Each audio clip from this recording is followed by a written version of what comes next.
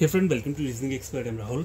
तो आज मैं लेकर आया हूँ एसएससी रीजनिंग के डेटा सफिशिएंसी के क्वेश्चंस। ठीक है, तो पहला क्वेश्चन जो है ये फ्लोर बेस्ड वाला क्वेश्चन है, तो पहले हम इसे सॉल्व कर लेंगे।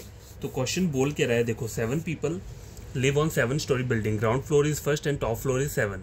ठीक है, क्वेश्चन में पूछा क्या मुझसे, who among the following seats at fifth floor, fifth floor पे कौन बैठा हुआ है। ठीक है, तो करोगे कैसे, देखो 1 2 3 4 5 6 7, ये 7 हो गया, 7 स्टोरी बिल्डिंग है। ठीक है, उसके बाद क्या है, देखो यहाँ पे पर्सन्स आ जाएंगे। ठीक है, जितने भी पर्सन्स हैं, मैं थोड़ा एक्स्ट्रा बना लिया ताकि कोई गलत हो तो मैं आगे बना लूँ। देखो पहली स्टेटमेंट बोल रहा है P lives just above Q. ठीक है, P lives just above Q, ये मतलब क्यू के ऊपर, डायरेक्ट ऊपर वो आना चाहिए। मतलब अगर क्यू यहाँ है तो पी उसके ऊपर आना चाहिए, ये नहीं बोला है कि ऊपर जाके लिखे P lives just above. Just above का मतलब क्या है, जस्ट उसके ऊपर। ठीक है, P live just above Q. ठीक है, ये हो गया। हु लिव अबव आर, अब हु किसके लिए यूज हुआ है, क्यू कर। देखो हु, होम और विच, ये तीन वर्ड्स जो है ये सेकंड पर्सन के लिए यूज होते हैं। तो यहाँ पे पहला पर्सन ये है और सेकंड पर्सन क्यू है, तो ये तीन वर्ड्स में से कोई भी वर्ड दिया होगा तो आप समझ लेना वो सेकंड पर्सन के लिए यूज है। तो आपको इसे रीड कैसे करना है, क्यू लिव अबव आर। ठीक है, क्यू लिव अबव आर मतलब आर से ऊपर, तो नीचे कहीं पर आर आएगा। ठीक है, एग्जैक्ट मुझे नहीं पता, लेकिन बस क्यों बोला है यहाँ पे, अबव आएगा ऊपर, मतलब आर के ऊपर आएगा।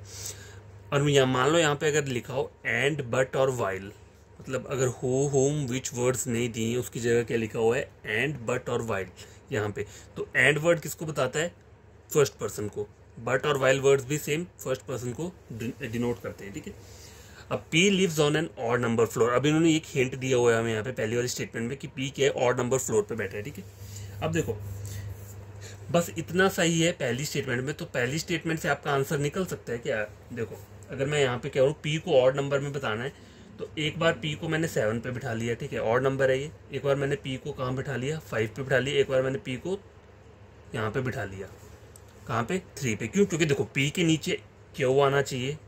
ठीक है, और आर कहीं नीचे आएगा, तो इस वाली में तो चलो आर यहाँ पे मैंने लिख दिया, लेकिन यहाँ पे मुझे नहीं पता आर आएगा तो नीचे कहीं पर, ये एग्जैक्ट नहीं पता।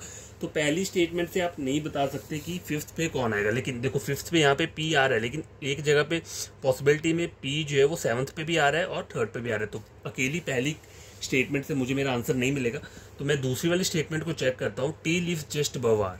ठीक है, मतलब आर जहाँ भी होगा उसके ऊपर डायरेक्ट टी है। तो देखो यहाँ पे आर के ऊपर तो क्या वो आ रहा है, टी नहीं आ रहा है। ठीक है, जस्ट अबव बोला है ना, तो ये वाली स्टेटमेंट क्या हो जाएगी, यहाँ पे गलत हो जाएगी। अब देखो आर के ऊपर कहीं टी आना चाहिए।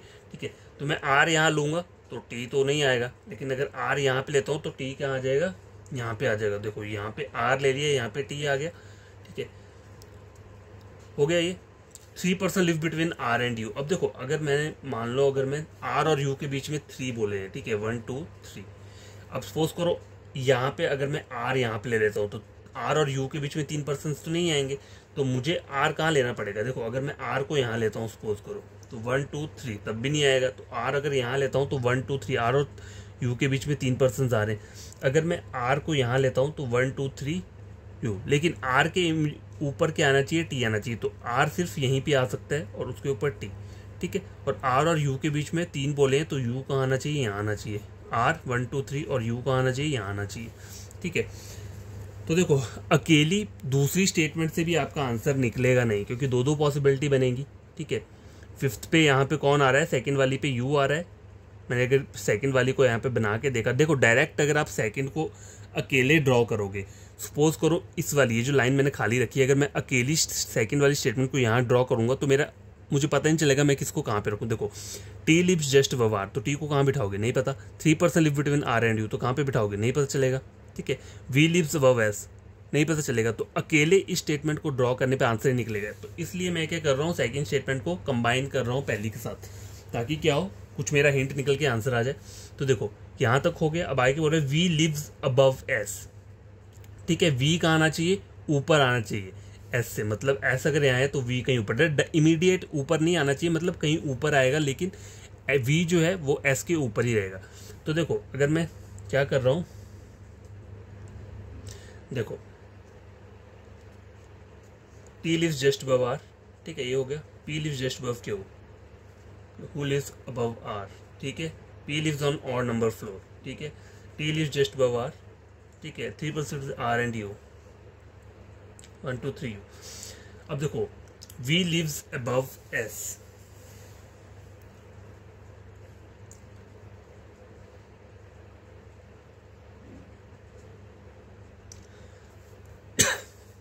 अगर मैं इसको यहाँ पे लेता हूँ, ठीक है, P यहाँ पे आ रहा है और S यहाँ आता हो तो V यहाँ पे आ रहा है, V lives above S। अब देखो P पे क्या आ रहा है, फिफ्थ पे कौन आ रहा है, देखो P आ रहा है, ठीक है।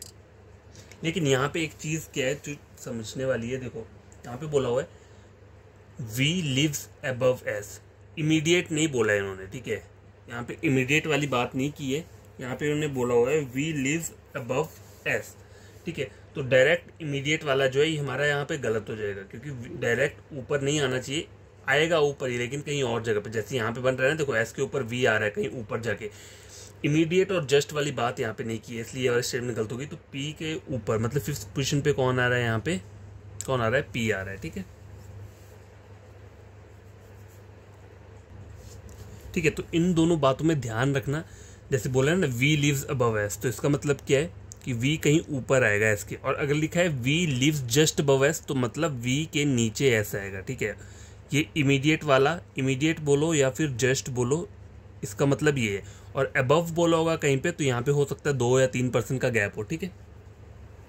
तो इन दोनों चीज़ों में डिफरेंस याद रख लेना। तो इसमें जो आंसर रहेगा वो क्या रहेगा, दोनों की दोनों स्टेटमेंट्स को हमने कंबाइन किया, फिर जाके हमारा आंसर निकला। तो both 1 and 2 are sufficient to together are sufficient to answer the question, ठीक है। तो नेक्स्ट वाला देखो, नेक्स्ट क्वेश्चन क्या है,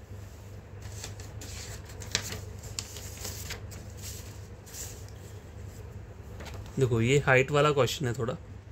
among Ashish, Vishal, Jatin, Rohan and Shivam, ठीक है, ये कुछ नाम दिए हुए हैं। ईच ऑफ देम है different height, who is tallest person, ठीक है, ये बोला हुआ है कि टॉलेस्ट वाला पर्सन कौन है, तो वो हमें बताना है,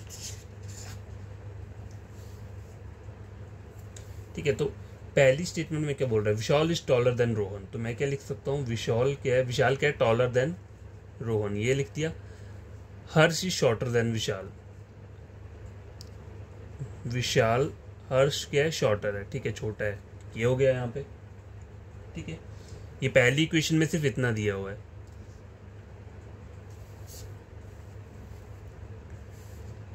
ठीक है, ये कुछ नहीं है, ये ऐसे गलती से लिख दिया हुआ है, क्वेश्चन है ये, हु इज द टॉलेस्ट, ठीक है। दूसरा वाली स्टेटमेंट में मैं ड्रॉ करता हूँ, Shivam is taller than Ashish, Shivam is taller than Ashish ना, Ashish is shorter than Vishal. अब देखो यहाँ क्या बोल रहा है, Ashish is shorter than Vishal, मतलब विशाल क्या है, बड़ा है आशीष, ठीक है, और शिवम भी बड़ा है आशीष। देखो विशाल बड़ा है आशीष से और शिवम भी बड़ा है किससे, आशीष से, ठीक है। विशाल रोहन से भी बड़ा है और हर्ष से बड़ा है। अब देखो जतिन इज नॉट शॉर्टेस्ट, देखो शॉर्टेस्ट होता है सबसे छोटे वाला, ठीक है, तो वो जतिन नहीं है,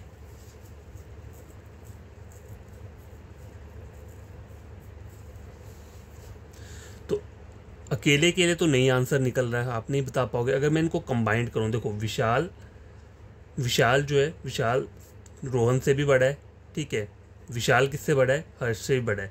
शिवम आशीष से बड़ा है और विशाल आशीष से भी बड़ा है, ठीक है, तो विशाल आशीष से बड़ा है और विशाल, देखो विशाल 3 बंदों से बड़ा है, रोहन हो गया, हर्ष हो गया और आशीष हो गया। चलो मैंने रोहन को यहाँ लिख दिया, ठीक है।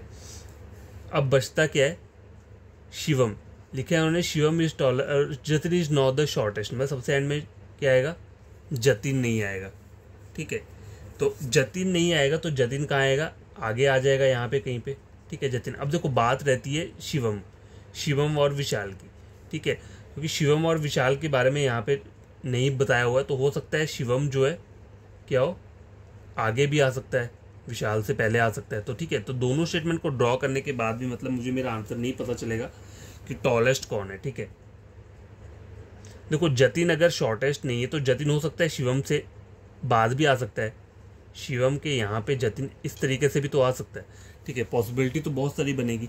तो इससे हम नहीं पता लगा सकते इन दोनों स्टेटमेंट से, तो मेरा आंसर क्या रहेगा, statement 1 and 2 both are not sufficient to answer the question. ठीक है, तो ये वाला क्वेश्चन भी सॉल्व हो गया। देखो आगे वाला क्वेश्चन देखता हूँ।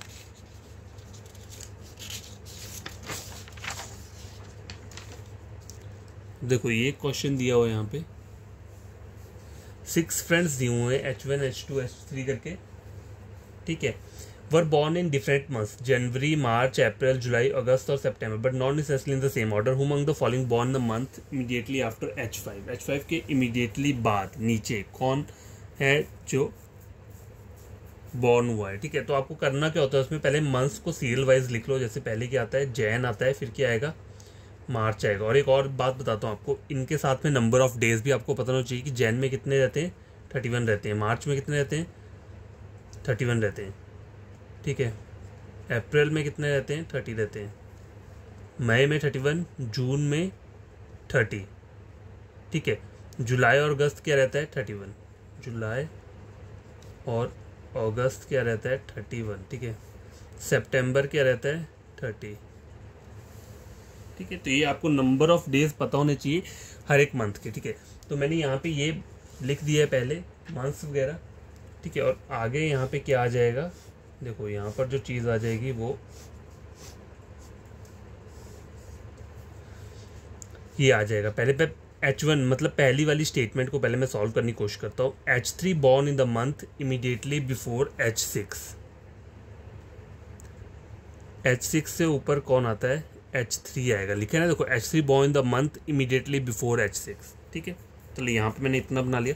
Only 3 people born between H3 and H1। अब H3 और H1 के बीच में 3 पर्सन है। ठीक है, चलिए ये हो गया। H1 born before H5, H1 born before H5, तो H5 ऊपर आएगा और H1 कहीं नीचे बाद में आएगा। ठीक है, H2 born after H4, H2 born after H4। ठीक है, ये भी मैंने यहाँ पे ड्रॉ कर लिया। तो अब इसको बिठाएंगे कैसे, देखो यहाँ पे तो कोई ऑप्शन आपको मिल नहीं रहा है। ठीक है, कैसे इसे बिठा पाओगे,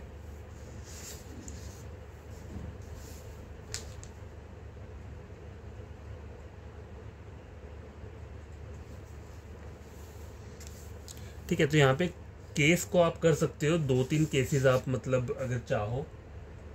ठीक है, अगर देखा जाए जैसे ये है, मैंने यहाँ पे इस तरीके से ड्रॉ किया है। ठीक है, H3 और H1 के बीच में कितने 3 पर्सन्स बिठाए हुए हैं। ठीक है,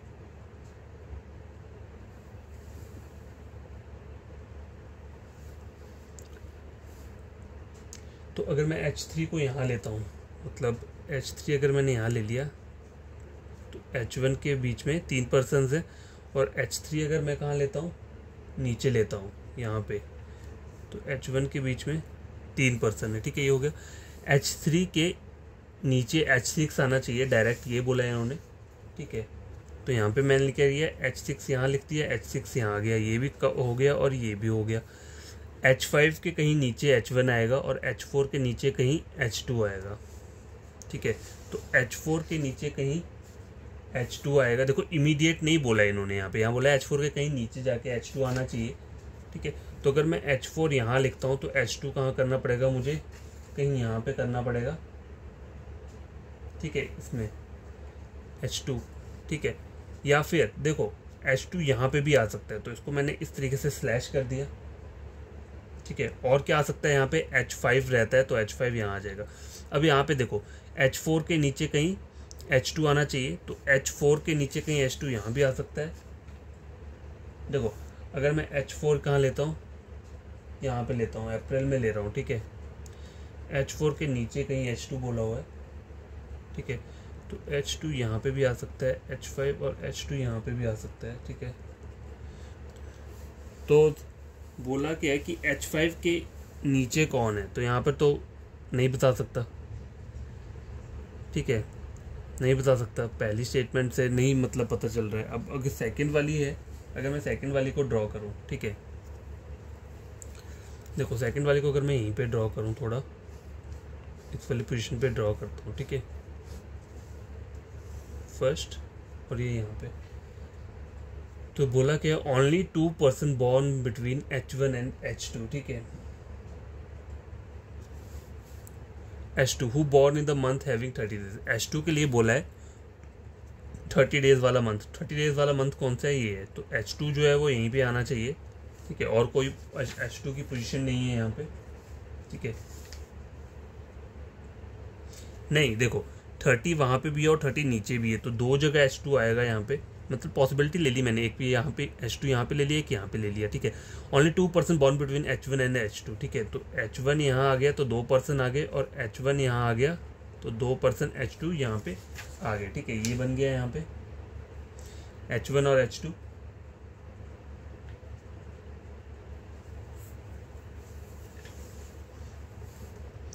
अब आए क्या बोल रहा है, H6 born immediately before H2, H2 से पहले H6 आएगा, H2 से पहले क्या आएगा, H6 आएगा, ठीक है। ये भी हो गया। यहां तक हो गया। Not more than 1% born between H4 and H5, बोला H4 और H5 के बीच में 1% से ज़्यादा नहीं है, तो यहाँ पे तो आ नहीं सकता। तो H4 और H5 क्या आ सकते हैं यहाँ पे, H4 H5 H4 और H5, मतलब कोई भी आ सकता है यहाँ पे। अब H4 और H5 यहाँ पे आ सकता है H4 और H5, यहाँ पे H5 और H4, ठीक है। पॉसिबिलिटी है, देखो पॉसिबिलिटी तो बनानी पड़ेगी।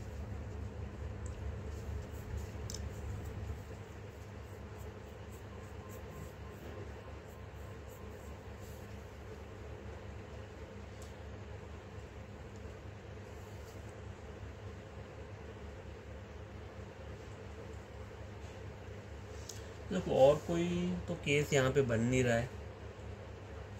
H4 H5, देखो H3 रह रहा है, ठीक है। तो जरूरी नहीं है कि H3 यहीं पर आएगा, H3 यहाँ पे भी आ सकता है, H3 यहाँ पे भी आ सकता है, ठीक है।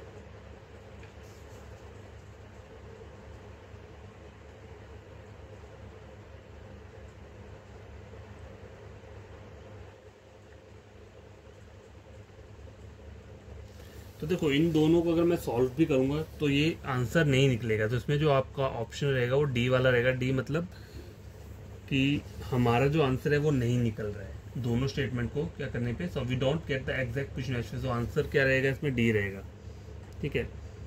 Both are not sufficient to answer the question, ठीक है। क्योंकि देखो इतनी पॉसिबिलिटी लगा के भी आंसर नहीं निकलेगा, तो ऑप्शन डी ही। देखो पता चल जाता है अगर नहीं निकल रहा होगा तो ज़्यादा आपको सॉल्व करने की ज़रूरत नहीं है, सीधा डी पे क्लिक करो, ठीक है। बस प्रैक्टिस करते रहना इन क्वेश्चंस की, क्योंकि कभी कभी क्या होता है थोड़े टफ क्वेश्चंस भी आ जाते हैं। अब देखो ये क्वेश्चन है, ये लास्ट क्वेश्चन है। क्या बोल रहा है, हु अमंग शिवम हर्ष जतिन। देखो आज ये लास्ट वीडियो है, फिर मैं टॉपिक बंद कर दूंगा मैं डेटा सफिशिएंसी का, फिर नया टॉपिक स्टार्ट कर दूंगा, ठीक है। तो ये वाला क्वेश्चन सॉल्व कर लेते हैं पहले।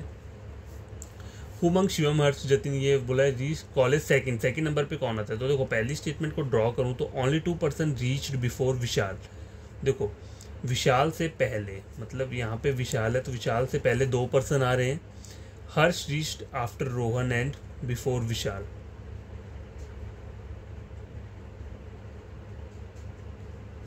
एक दो तीन चार पंच है। अब देखो बोला कि यहाँ पे Harsh reached after Rohan and before Vishal, तो यहाँ पे दो पॉसिबिलिटी बन सकती है। देखो पहले में देखो विशाल तो यही बोला है ना इन्होंने, देखो 2% रीच्ड बिफोर विशाल, विशाल से पहले 2% क्या है पहुंच रहे हैं, तो ये दो मैंने यहाँ पे बना दिए, दो पॉसिबिलिटी लेके। आगे क्या बोल रहा है, Harsh reached after Rohan and before Vishal, Vishal से पहले हर्ष, तो हर्ष एक बार मैंने यहाँ पे बिठा दिया और हर्ष एक बार मैंने यहाँ पे बिठा दिया, ठीक है।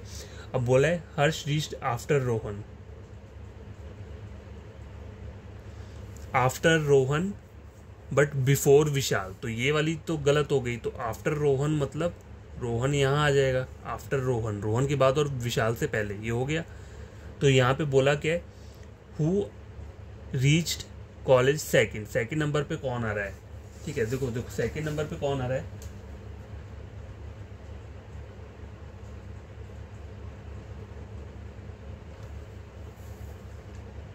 देखो इस वाली स्टेटमेंट से तो मुझे लग रहा है कि रोहन मतलब सेकंड पे हर्ष आ रहा है, तो इसमें मेरा आंसर क्या रहेगा। देखो अकेले अगर मैंने इसको सॉल्व किया तो मेरा आंसर निकल के आ रहा है, दो पॉसिबिलिटी लगाई, ऊपर वाली गलत होगी नीचे वाली सही होगी, तो ये क्या है मेरा आंसर निकल रहा है यहाँ पे, ठीक है। अब देखो दूसरी स्टेटमेंट में क्या बोल रहा है, Rohan reached before Shivam, 1 2 3 4 5 6, Rohan reached before Shivam and Vishal. देखो शिवम और विशाल से पहले क्या आ रहा है, रोहन आ रहा है, ठीक है, रोहन आ रहा है, Rohan reached before Shivam and Vishal, ठीक है।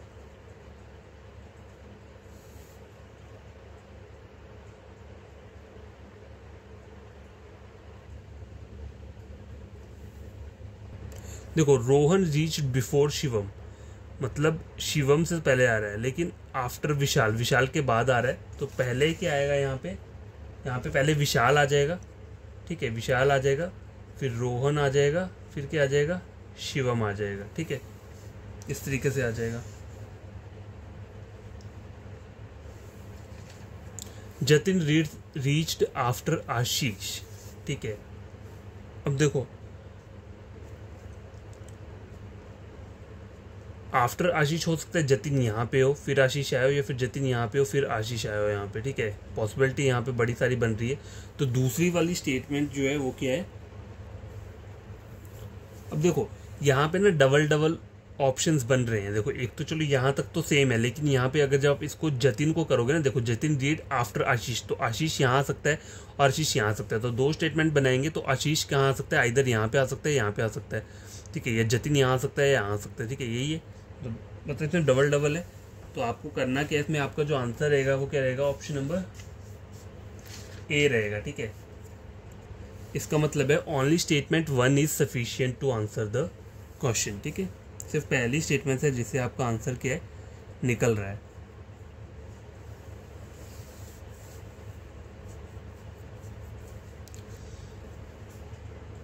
अब देखो आप बोलोगे मैंने इसे यहाँ क्यों ड्रॉ किया, देखो अगर मैं यहाँ पे रखूँ इसे, ठीक है, टोटल कितने हैं 1 2 3 4 5 6, 1 2 3 4 5 6 मैंने बना दिया। अब देखो Rohan reached before Shivam, Rohan before Shivam, ठीक है, बट आफ्टर विशाल, ठीक है, ये वाली है। तो ये पॉसिबिलिटी कहाँ कैसे बन सकती है, देखो ये पॉसिबिलिटी मैं ऐसे भी बना सकता हूँ, देखो विशाल यहाँ पे ले लिया, रोहन यहाँ पे ले लिया और शिवम यहाँ पे ले लिया, ठीक है, और देखो जतिन रीच्ड आफ्टर आशीष, तो यहाँ पे आशीष यहाँ रख दूंगा और जतिन यहाँ आ जाएगा, ठीक है। और एक बार क्या हो सकता है, विशाल को आगे ले लिया, रोहन को यहाँ ले लिया, शिवम को यहाँ ले लिया, तो मतलब बहुत सारी पॉसिबिलिटी बन सकती है सेकंड वाली स्टेटमेंट पे। आप खुद से इसे ड्रॉ करके देखना, बहुत सारी बनेंगी यहाँ पे, तो इसलिए ये वाली फॉलो नहीं कर रही है, ठीक है। देखो पहली वाली में और कुछ नहीं था, पहली वाली डायरेक्ट फॉलो हो गई,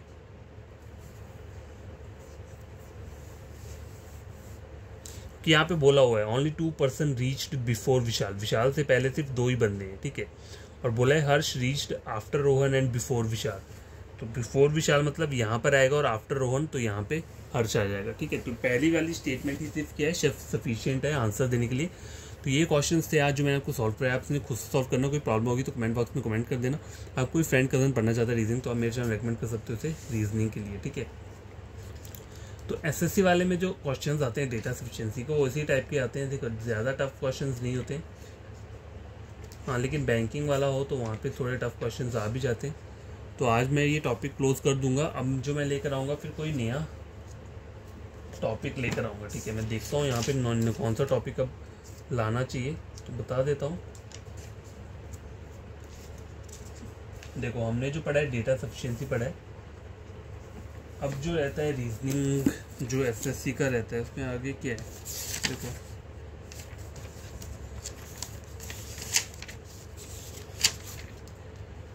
ब्लड रिलेशन आता है, ठीक है। तो अब जो हम पढ़ेंगे वो ब्लड रिलेशन वाला टॉपिक पढ़ेंगे। वैसे तो मैंने पढ़ा के रखा हुआ है ब्लड रिलेशन जो बैंकिंग वाला रहता है, लेकिन मैं जो पढ़ाऊँगा ये एसएससी वाली बुक से थोड़ा मतलब क्वेश्चंस वगैरह वो करूँगा कि वहाँ पे क्वेश्चंस कैसे आते हैं, क्योंकि हर जगह जो रहता है वो क्वेश्चंस के रहते हैं, डिफरेंट रहते हैं, ठीक है।